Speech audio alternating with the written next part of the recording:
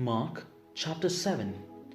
Now, when the Pharisees and some of the scribes who had come from Jerusalem gathered around him, they noticed that some of his disciples were eating with defiled hands, that is, without washing them. For the Pharisees and all the Jews do not eat unless they thoroughly wash their hands, thus observing the tradition of the elders. And they do not eat anything from the market unless they wash it. And there are also many other traditions that they observe, the washing of cups, pots, and bronze kettles.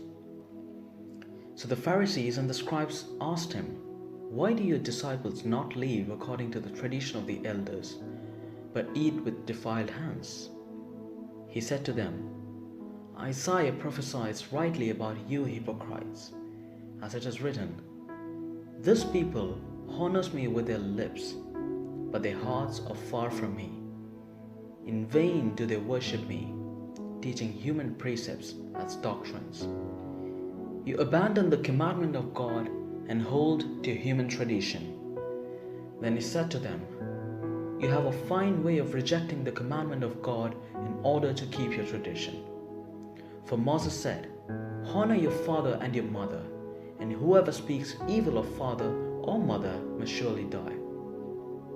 But you say that if anyone tells father or mother, whatever support you might have had from eating is korban, that is an offering to God, then you no longer permit doing anything for a father or mother, thus making void the word of God through your tradition that you have handed on. And you do many things like this."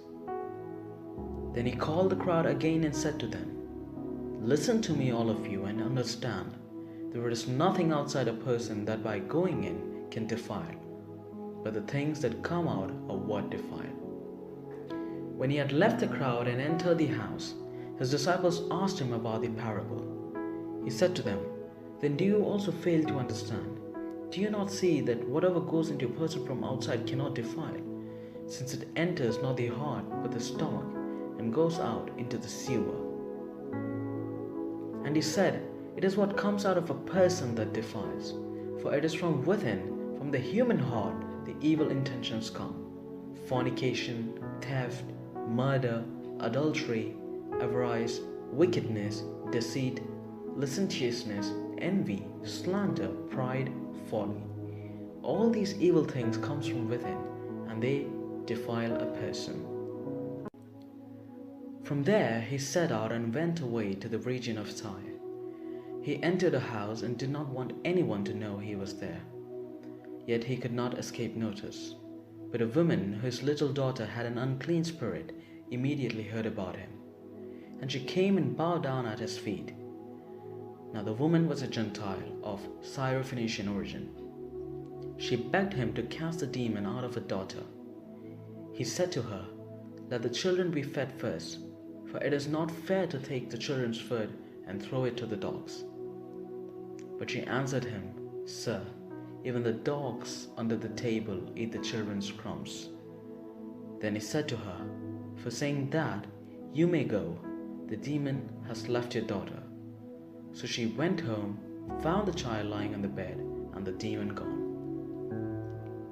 Then he returned from the region of Tyre and went by way of Sidon towards the Sea of Galilee, in the region of the Decapolis. They brought to him a deaf man who had an impediment in his speech, and they begged him to lay his hand on him. He took him aside in private, away from the crowd, and put his fingers into his ears, and he spat and touched his tongue. Then looking up to heaven, he sighed and said to him, "Ephphatha," that is, "be opened." And immediately his ears were opened, his tongue was released, and he spoke plainly. Then Jesus ordered them to tell no one, but the more he ordered them, the more zealously they proclaimed it. They were astounded beyond measure, saying, "He has done everything well. He even makes the deaf to hear and the mute to speak."